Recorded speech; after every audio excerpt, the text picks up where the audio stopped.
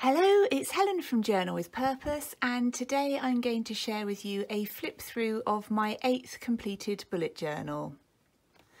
I'm using a paisley etched cover from Start Bay Notebooks, and inside there for my bullet journal I'm using a Radio Gold book, and I will link these down below and you can get a 10% discount using my code, which is linked in the description box. This is a dashboard cover from Powder World.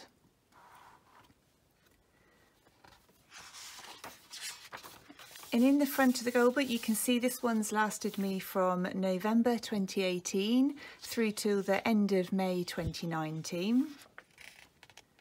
It's my contents pages. And I really like this feature in the gold book, that you've got an undated calendar, so it's just got the months at the top, and that enables me to do all of my future logging for my bullet journal straight in there. And then when I set up for the month I can look at anything that's already listed and just add that to my calendar for the month.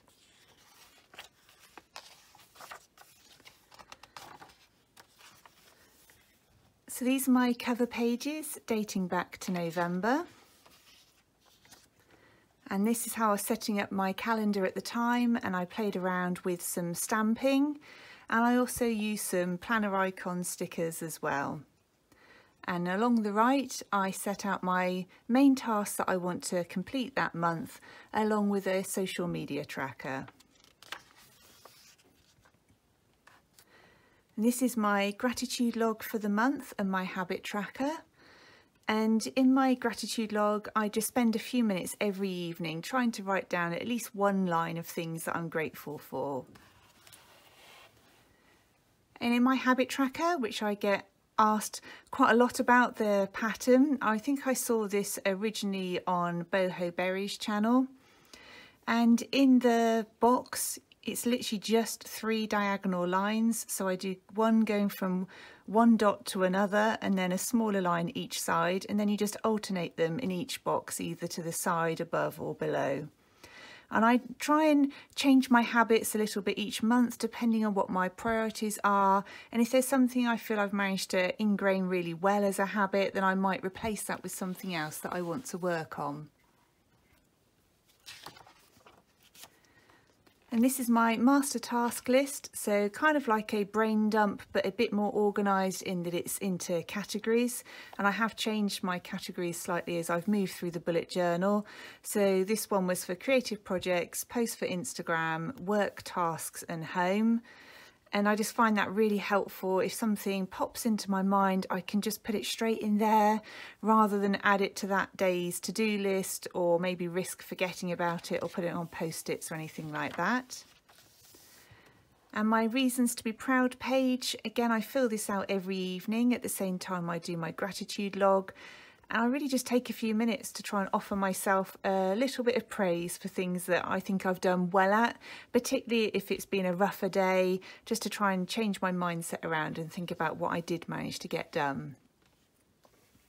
And these notes pages I find really helpful. They're not necessarily tasks, they're things that I've perhaps seen on YouTube or read in a book that I just want to think about some more, or maybe do a bit of research on. So sometimes it's products that I've seen or new releases that are coming out somewhere, and that's just somewhere that I then at the end of the month have a look at and see if there's anything I want to turn into tasks for the following month.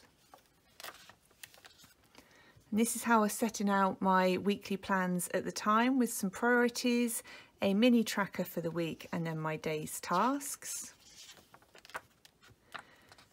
And I was in a really busy period round about now, where I think from this point until the end of February. So I started doing mini daily time logs, so that I had there from 9:03 till 5, and I'd prioritise how I was really going to spend each of those hours to try and keep me on track. And this is for some projects that I was working on at the time, so I just broke them down into small tasks to try not to overwhelm myself. This is some plans for my blog, which didn't go down so well, but my YouTube plans did.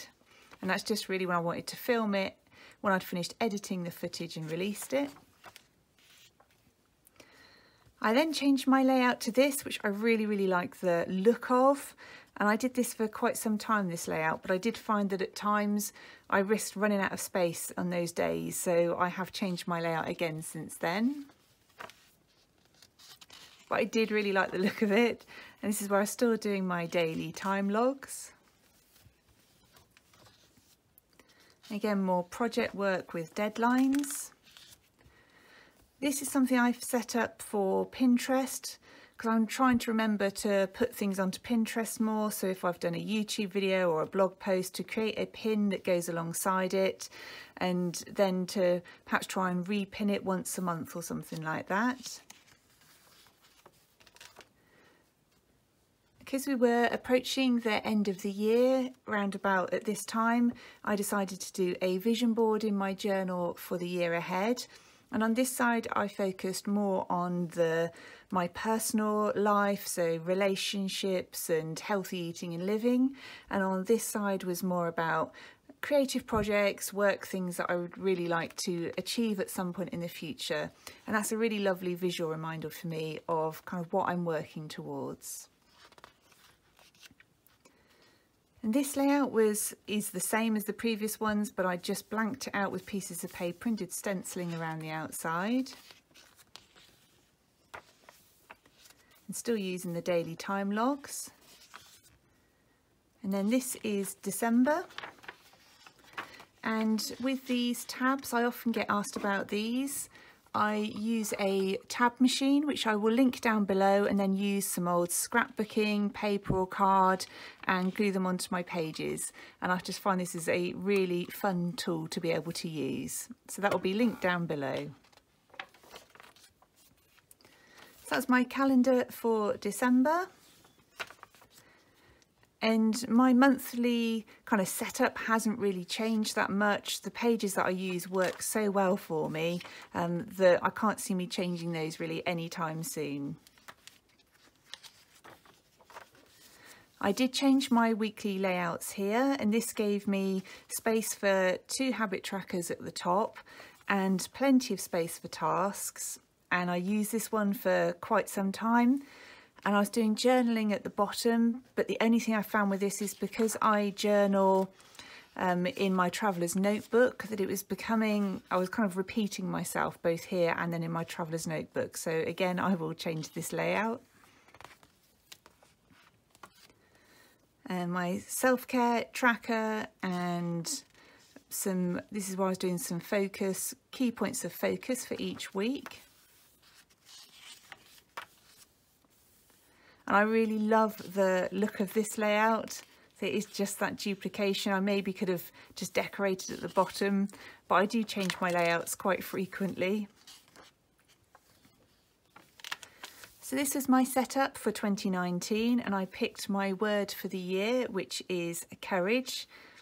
And that's something I'm trying to bear in mind all of the time as I work through this year. And here I did a review of 2018. So what were my goals? What went well? What didn't go to plan? And what did I learn? And then I set out my plans for the new year, where I split them into work, creative, home and personal. What steps do I need to take? What obstacles might I face and how will I overcome them? And I set out my plans there for the first quarter, so broke that down into the same categories but for January, February and March, and then completed an end of quarter review. So this is my setup for January, and again same kinds of layouts with my calendar, my gratitude log and habit tracker, the master task list and my reasons to be proud and notes pages. And here I set out a mood tracker and a cleaning schedule for the month to try and get me back on track. A finance tracker for the journal with purpose side, because that's not my day job. I'm an HR consultant by day, but it's something that I'm really interested in doing more with. And then this is my YouTube and blog plans. And still using this layout at the time.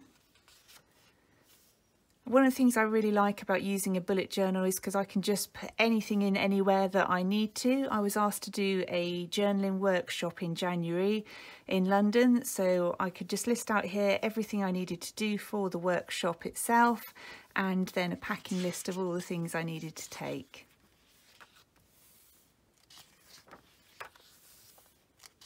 And you can see here, so if I had something like an all-day event, I then had just so much space left at the bottom. That's probably why it didn't work too well. And again, another packing list for another event.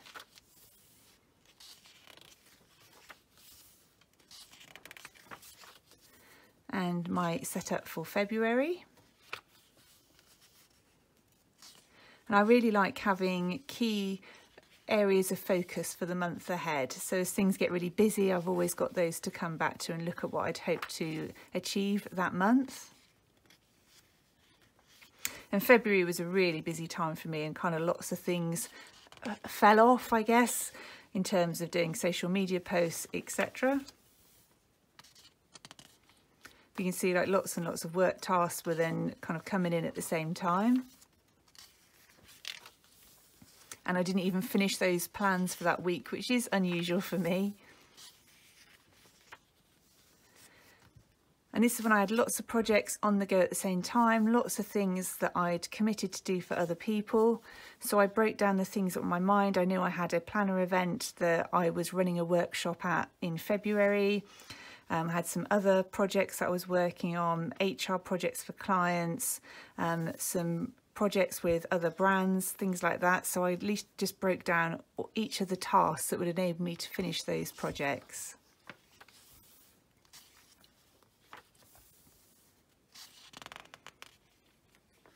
So here I started keeping the same layout, but not worrying about adding the journaling at the bottom.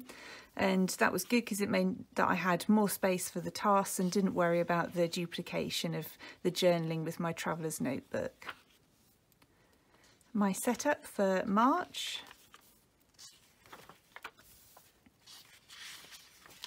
And again, not much changing there. Some more project planning. And this is where I've changed to the layout that I'm using more or less at the moment. So events deadlines for each day of the week. Some meal planning for breakfast, lunch and dinner. Key tasks for the week, and some healthy habits, which is E for exercise, how many minutes I spent exercising that day. W for water intake, whether I feel I consumed enough water that day. M for meditation, and H for healthy eating. And then a box for anything that I need to get done the following week. And then I use this for my daily plans, and I like this. It's less structured, but it does mean that I can use as much or as little space as I need for each day, and probably takes it more back to the roots of daily logging that you'd expect in a bullet journal. And this layout's been working really well for me.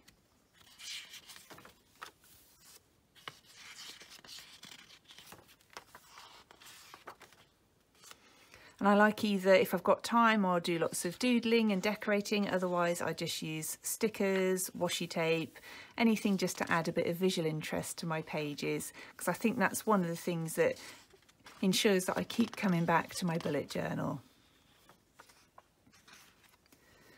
And this is where I've set up my plans for the second quarter, so the things I wanted to achieve for April, May and June, and then at the end of June I'll come back in and do the end of quarter review and set myself up for the next 3 months. And that's a really nice way for me of just keeping on track and breaking down big goals into kind of more monthly, easy to imagine targets. So now we're into April. Again, all of the same pages, and I've kept with this same layout. And here I bought a new recipe book, Pinch of Nom, and I've written down all the recipes I'd like to try and highlighting them as I work through them. Some ideas for Skillshare classes, blog ideas and YouTube ideas. And this is when I was filming a Skillshare class. So this is all the tasks that I needed to do throughout the filming and getting that class ready. And these were the tasks that I needed to complete after publishing it. And this is some work that I was doing with Practical Publishing. You might have seen, if you follow me on Instagram, there's going to be a new lettering and journaling magazine coming out. And the sampler magazines just come out, and so this has just arrived with me,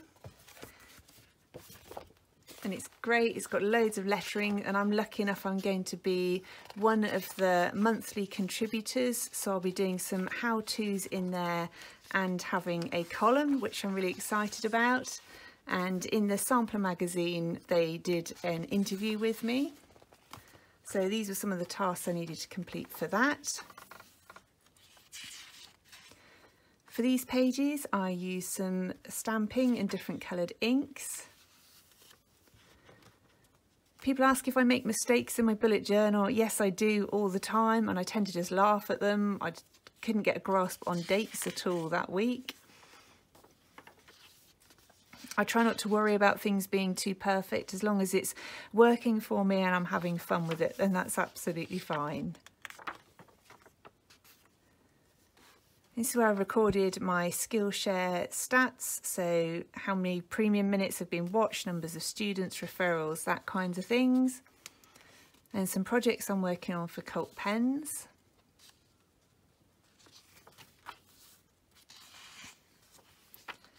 And then my final month in here is my May setup.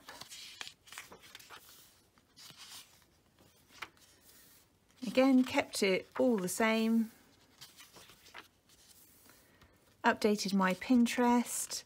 Another workshop that I was running, a wax seal workshop. I just did the packing list of everything I wanted to take with me.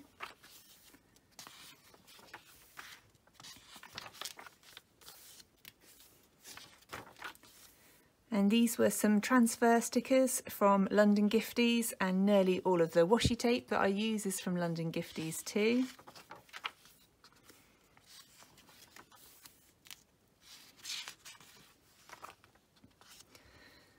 And this was a packing list. The magazine that I've just shown you, I flew to Manchester and did some filming with them, because there's a website that sits behind the magazine where there's more tutorials and interviews. So I went to see them and did some filming. And this sheet is a paper from London Gifties. I had a blank page. It was just a nice way of being able to fill it with some colour.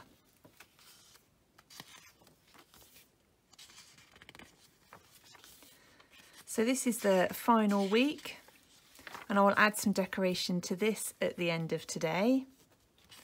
And the back of my journal I nearly always use for just practice pieces, pen tests, check how different things react with the paper, whether they come through or if they kind of behave okay with those pages. And this is I'm using the same goal book as my next bullet journal.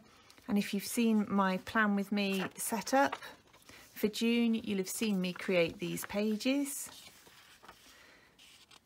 And it's only the 2nd of June today when I'm filming this, but so I've just started moving across all of my tasks that I didn't get completed last month and set up for the new week so that I know I'm all ready to go tomorrow. And one thing that I have noticed, which I'm actually really happy about, is the goal books seem to have lightened their dots.